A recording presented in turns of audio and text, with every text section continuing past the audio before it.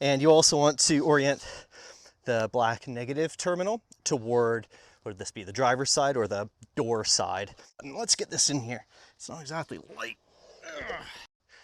Okay, status update. The breaker, I believe, just breaks the inverter because all of the 12 volts inside are actually working. So yeah, there we go. Let's go back it up. And then, yeah, finally we'll do our tour.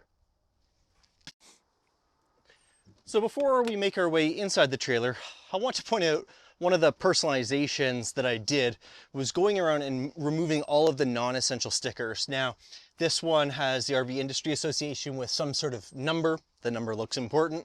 Similarly up here, there's an issue number for the RV. I think that's vehicle status.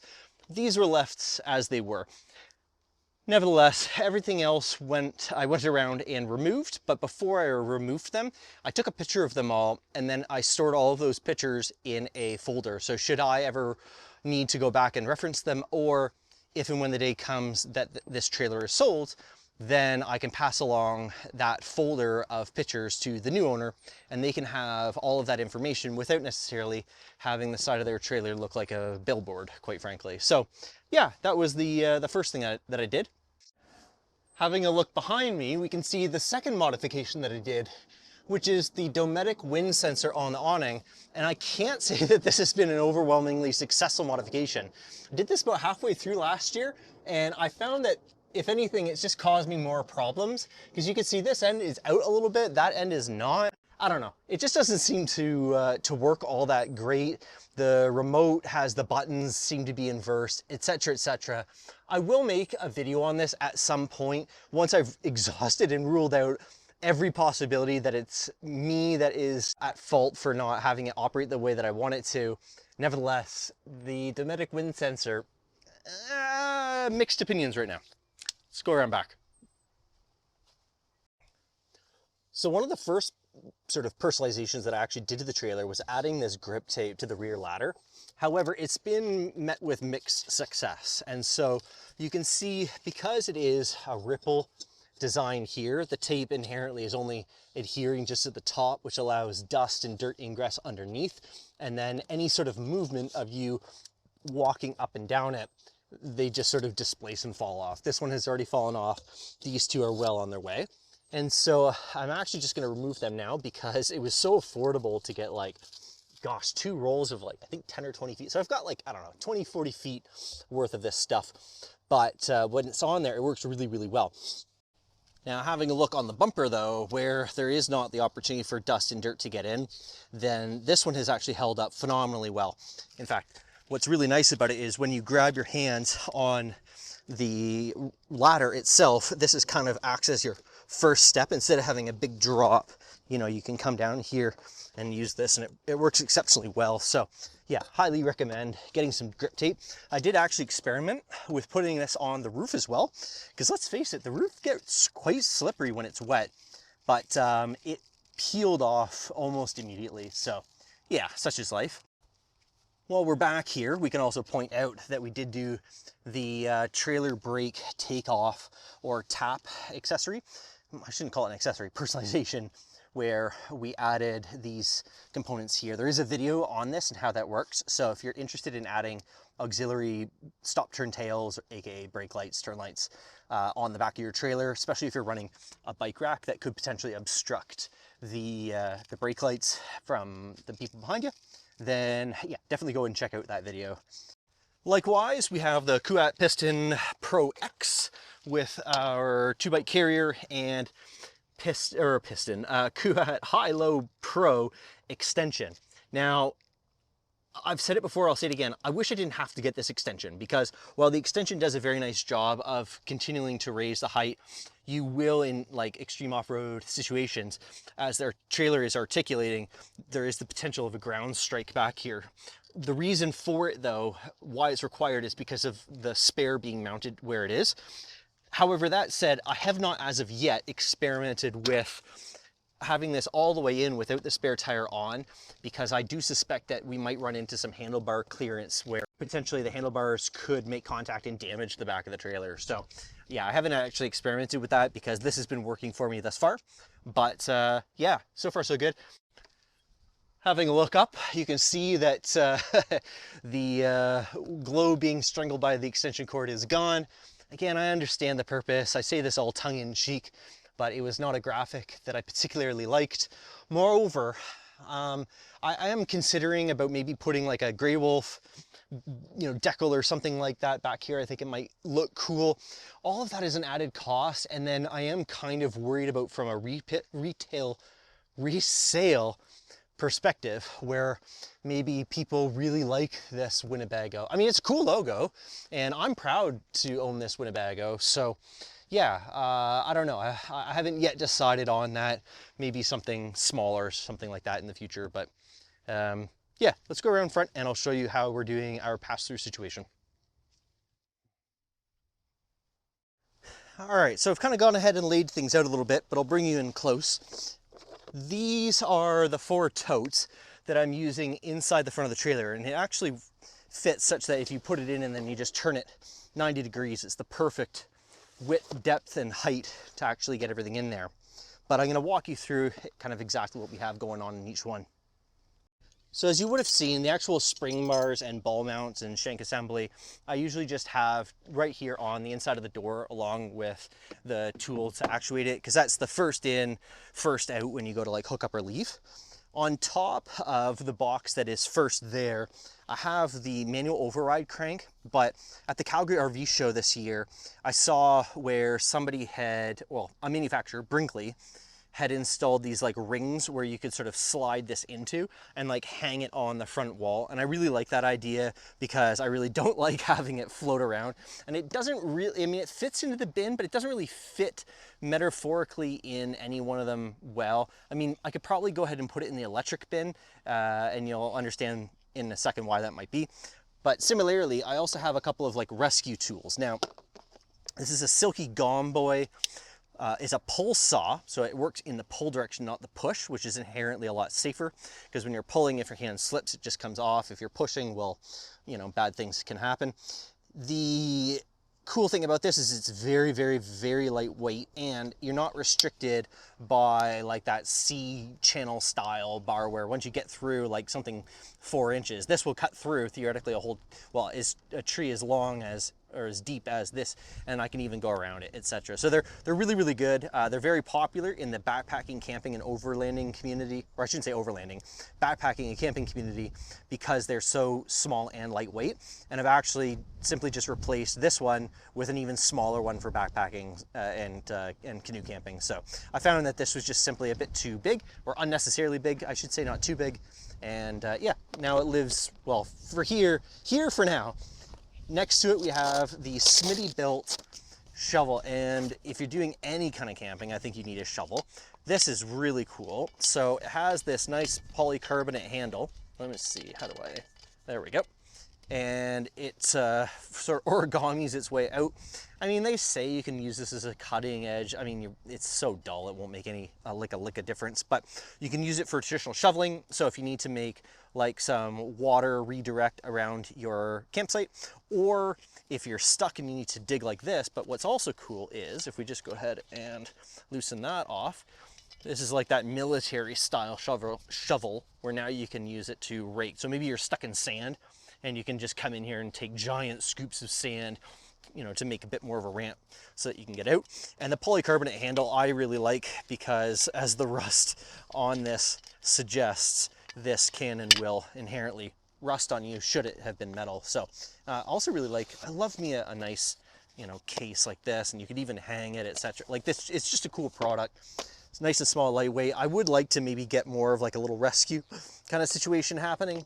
Again, work in progress, but this is where we're at the start of this year. So these are things that I can think about moving forward. Next up, we have our freshwater tote, or I should maybe just say water management, because this is our quick connect hose. Now, what's really a shame is that this quick connect hose only works on the campsite right in the middle of where your living space is going to be of the trailer, because Winnebago has used a much different, less nice what do we want to call this, shower assembly. Like what's cool about this is it uses garden hose thread here, so you can actually like thread this off and thread on, you know, if it's a nice fancy one that you like. It's got all these like jet, shower, flat, center, mist, dome, whatever. So this would be great for cleaning off your mountain bike. But again, on this trailer, it's cold only on that side. So yeah, let's just say that that's very much on the list. Emails were sent and then communication kind of broke down, but I'm going to revisit that. So yeah, we have our water management here. This hose is set up such that because Winnebago only has a gravity feed in their trailer, so should I find myself near a pressurized water source, then I just simply stick this in the trailer. Now, what's with the shutoff valve here? Well, this will actually hold quite a bit of water, so even if you drain the tube feeding into it, then this will just drip out and it will create a big goopy, not fun mess in here, add a little bit of heat, and it's not fun. Ask me how I know. So we have this nice 90-degree shutoff in brass. I would like at some point to come back and maybe add some clamps on here, but it's not a super high pressure system, so that yeah, it doesn't have a clamp for now. And then I will make mention that we're using, I think it's like 5/8. It's a, or maybe not even 5/8. It's a fairly small diameter hose here, and I only have 10 feet on it here, and then I have an additional, I believe this is 20-foot extensions. Again, it's capped on both ends so that any residual water that is in there doesn't pour out into this bin. So yeah, this is a nice sealed system. The only water that could drip out would be the water in this hose, and it's easy enough to like shake off. So yeah, this is if we're close, and then this is if we need an extension. And this stuff is really nice because I went with the metal reinforced. So even if you're storing it in here, you know, it's not gonna like naturally crush down and pinch itself off as maybe potentially could happen with the non-steel reinforced line. And what's really nice about it is, unlike a traditional garden hose, this can actually coil up quite tightly. So we have in here right now, what, 30 feet of hose, and I've got room for, you know, probably another 30 feet. I don't personally know of any situations where I need 60 feet of hose to fill up with fresh water. So yeah, until I encounter that situation, this is good. So yeah, that is our freshwater management. Next up is electrics. So you have your classic 30 amp to 15 amp dog bone connector. And then we have a 15 amp cold weather rated, oh gosh, how long is this? Probably 25, maybe 50 foot cord. What's really nice about this particular cord is that they have illuminated ends, so you can always tell when there's power coming from the source. And again, being a cold weather rated, will this tell me how long it is? Yeah, so it's rated down to -50. What you'll often find with non-cold weather rated cords is in the freezing sub-zero temperatures and the colder still, they get very, very, very stiff. This one is very, very, very resistant to that. So super nice in that sense. And then we also have this dog bone that I guess would be part of this system. So if for whatever reason I wanted to go from a 30 amp to a 15 amp back to a 30 amp, I can, but yeah, there's almost next to no use case. I think if I'm being totally honest, my mom gave me this, so better to have than to not. And then last but not least, we have our 30 amp cord. This was included with the purchase of the trailer, as was this nice little cap that I'm gonna try to reinstall here. There we go, keep it all protected. And it's not super long, but I have spent a sum total of 2 days, I think, in an actual electric site. So yeah, needless to say, this is the least used bin. It's also reasonably heavy, I guess, compared to the other bins. That one's the heaviest. Yeah, this one I keep at the back on the bottom because I do not get into it very frequently. Yeah, moving on. This bin I have at the front, typically on the bottom just because of its weight. But yeah, this one is the first I'm gonna grab when I get to camp. We have our BAL X Chocks. Now, I did attempt by spraying some bed liner on here, but it was not nearly as coarse as I would have liked. I was trying to get some more texture so that this could actually like bite into the tires. It didn't, like I say, work out the way that I wanted it to. What did work out quite nicely though is I got some Plasti Dip, and then I did, I don't know, it was only like 3 dips on this handle. There was a sticker that I removed from it, but my thought was, one, it's a lot nicer to grab, and I could go back and I could dip it a bunch more and make, you know, build up this rubber coating and just make it nicer so that you're not kind of grabbing onto, it's not sharp by any means, but it's, you know, this is just more comfortable. Also, my thought too was it's cold in the mountains and yeah, sometimes it's just nice to grab onto some warmer feeling rubber than some cold metal. That of course comes with the little ratchet thing here.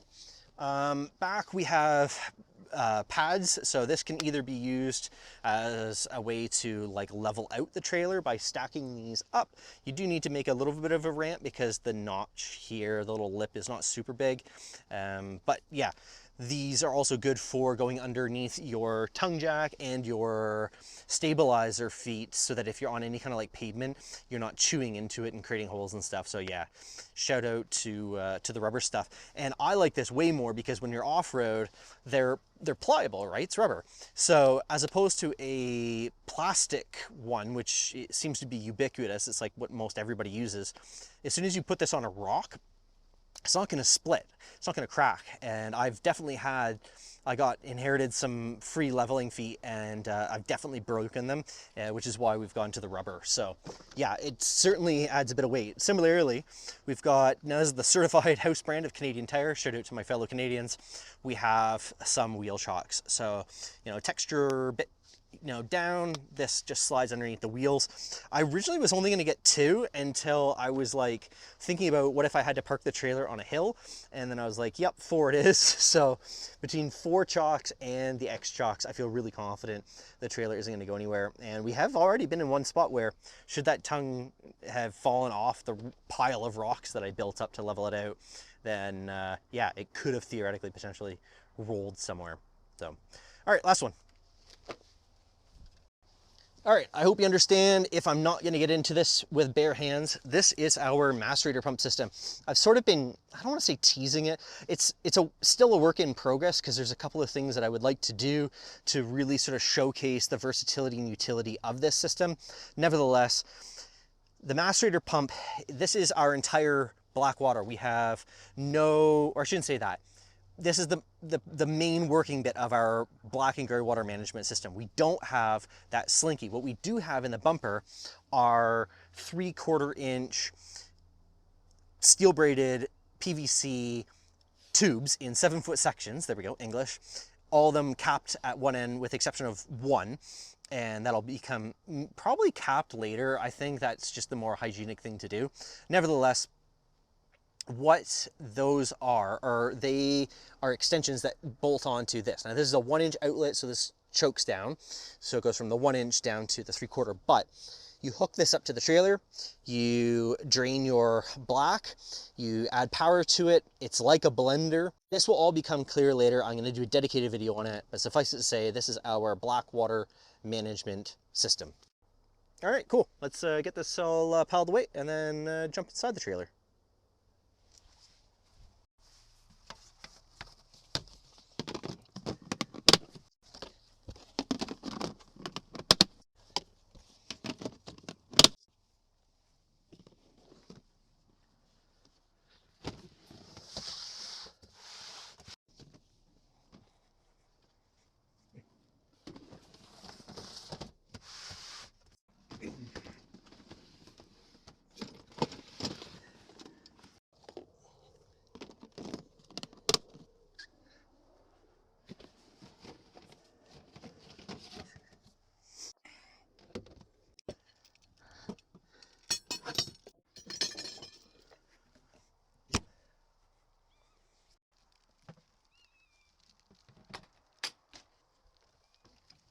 All right, so coming in the trailer, we can see a couple of little accessories that I've added. So on this side, we have a hook. Believe it or not, it's actually not for the keys. That is over here. And I have 2 hooks. I have one for the trailer keys, and then I have one for my truck keys, which are in my truck right now. This one is actually for a dog leash. Now, I am the world's worst salesperson because like 2 years ago, I created this really nice dog leash product because I got sick and tired of seeing all of the climbing rope inspired dog leashes that actually are not real. So this is the Grey Wolf Alpine leash, and it uses real climbing rope where, you know, it's got a nice feel to it in the hand. We use a real like $25 Canadian carabiner. For legal advertising reasons, I can't show the name over top, but it's a nice legitimate rock climbing carabiner. It uses real bar tacking on the side of it. There's none of this like crimp stuff, and it's waterproof core and sheath. So not only is it like really abrasion resistant, it's not going to soak up water, because like how many times have we all washed dog leashes in the sink? It's really annoying, especially when, you know, they're dragging out in the dirt when you're camping, etc. So I'm going to try to do, I guess, a better job of marketing the dog leash. This is the kind of stuff that I hate. Like, you know, when it comes to liking videos and asking for, or reminding people, I guess would be the better way to say it, to subscribe to the channel.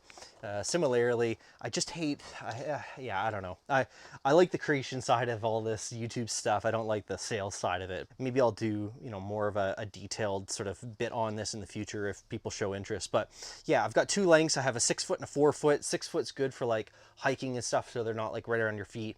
4 feet's good for like more when you're downtown or walking around, or like kind of multi-purpose. And then they come in this nice recycled or recyclable, you know, packaging. This one I have open just to show you, but I have all these with me. So if you see me out and you're interested, similarly, I've got a bunch of hats too as well. The Grey Wolf hats, they're actually a genuinely good quality, you know, trucker style hat. Like, yeah. Anyways, moving on from the infomercial, you know, portion of this video. But yeah, so we've got a leash hook, and then we have these hooks. All right, let's move. All right, now realistically, this next one doesn't really count as a modification per se, but I have the Gorilla mounting tape. In fact, oh, there's not going to be clean water. This is a bit dried out, but you can stick your, yeah, it's all dried out right now. You can stick your soap and whatever onto the counter with this really nice, easily removable, as it's currently fighting me, double-sided, it's called mounting tape. Again, it's by Gorilla. I'm sure other companies make it, but yeah, I really like this stuff, because, you know, how many times have I gone to move the trailer and then forgotten, you know, my soap, and then it's somewhere on the floor or whatever. Definitely happened a couple of times, and then I started just sticking it in the sink, and then yeah, so this way I can just sort of mount it in place, and then it doesn't go anywhere. So for now, that'll live in the sink. Let's see what else here. Let's start loading this up. We have some refill of our dish detergent. This is soap. I should be more specific. Here's our mounting tape. Let's see here.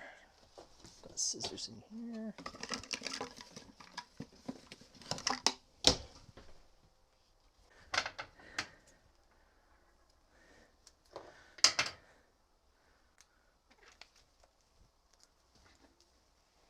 And then I just come in, add it right along the bottom here.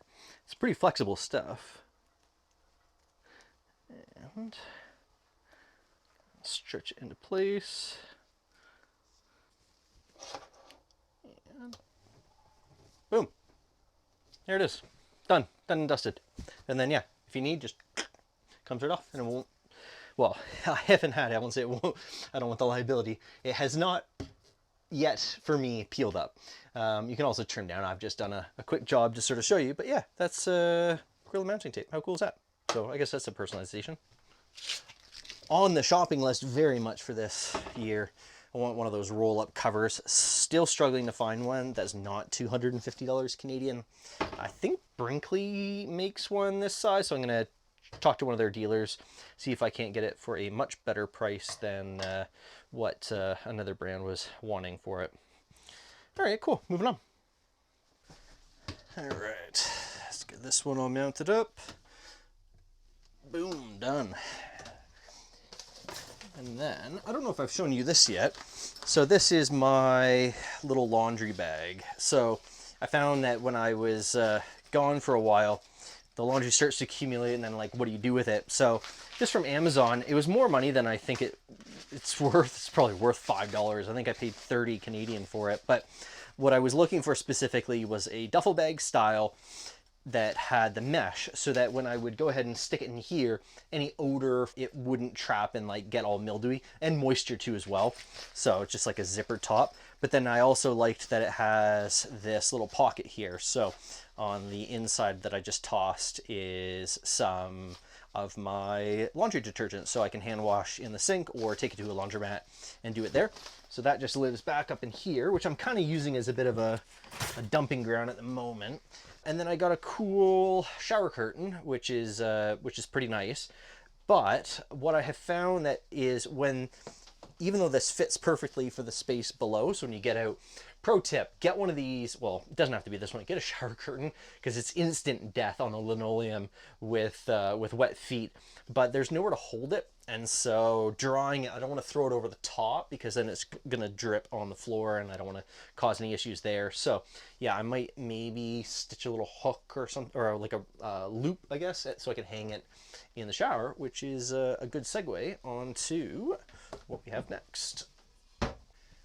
So I apologize for the weird angle. It's awkward filming in here, but what I've also done is those key rings that you saw at the beginning of the interior tour, those are, well, I bought it in a 4-pack. So I have 2 for the trailer and the truck key, and then I have 1 for the dog leash, and then this one I put in here because not only can I hang towels or wet clothes or whatever, but also when the sun hits this place gets hot. Now, you do need to open the vent above to circulate the air, but this is basically a dryer. I'm not even joking.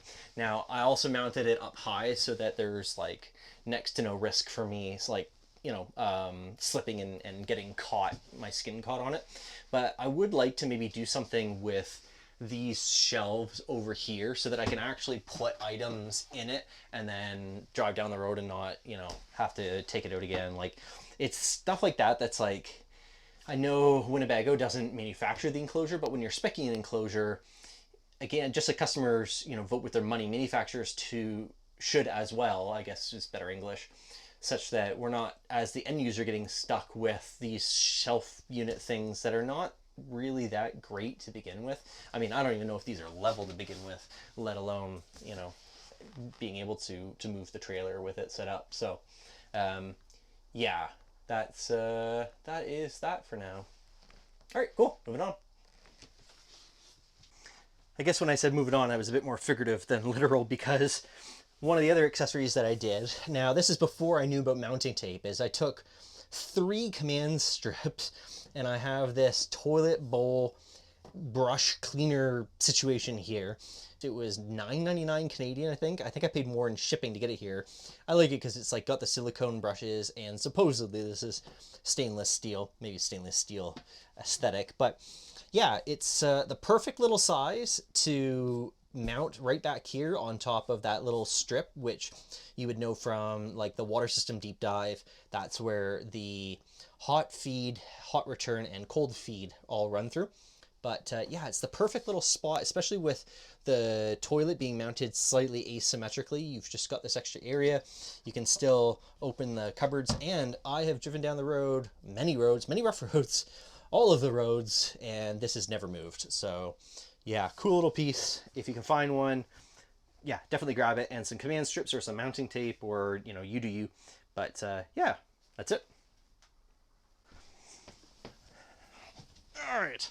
And last but not least, in terms of personalization, we have a full queen size 60 by 80 mattress in here, which did necessitate a longer board. Now, I did make a video talking quite highly about this mattress, only to then find out that it's no longer available.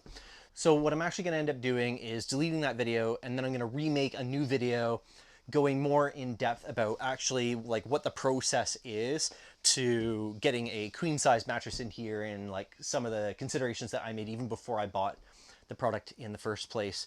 There's lots more that I still would like to do in terms of like accessorizations and that sort of thing. And I'm looking around here. I haven't really done anything to the trailer physically. Although behind you, I can see that I've pulled out, the cable, TV cables, and and power cord from the television. I turned it on once just to see that it worked, and that was it. Right now, honestly, as we prepare to go into this full season, my priorities right now on the channel have been largely getting the truck ready to go, because I know once we kind of hit the road, we're just not going to have that opportunity. Whereas on the road with the trailer, it's going to be way easier to get things sorted, generally speaking. So thank you very much for watching as always. I sincerely do appreciate it. Hello and welcome to all the new subscribers. And I just kind of wanted to do like a bit more of a chill day with the trailer. I'm sure lots of us, I saw, well, my mom was out here with her trailer. I saw some other folks getting their trailers prepped, and yeah, you know, 'tis the season, right? So wanted to share where we're starting off this year. All right, enough rambling. I'm going to pull the slide in and go get some food because I'm hungry. So until next time, thank you very much for watching. I sincerely do appreciate it. You take care. Bye for now.